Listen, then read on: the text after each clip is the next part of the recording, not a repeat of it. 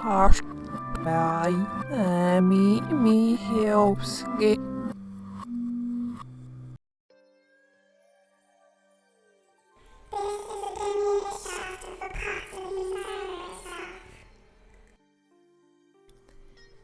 It was still quite muddy when the pot was bestowed upon me, so I had to clean it, and then I painted these hollowed out bits gold to sort of give me a starting point, and then I filled out the middle section in white.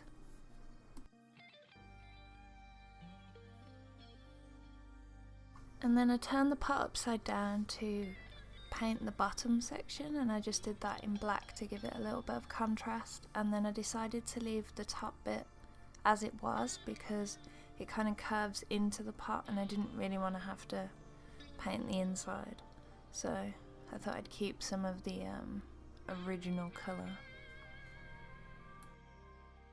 I decided that stars were the shape of choice for the black section, so I sat and painted a multitude of stars along the bottom, all different sizes. Very nice. And it took longer than what you'd think that it looks like, that you'd think that it would take you.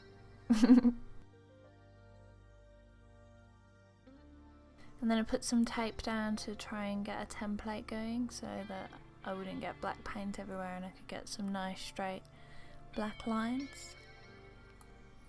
And peeling the sellotape off after you've painted is one of the most satisfying things, hands down. A 10 out of 10. And then here I decided to paint on a bit of a design. I penciled it out first so that I could kind of have a rough idea of what I wanted to do, but I kind of adapt it as I go, just in case the paint has plans of its own.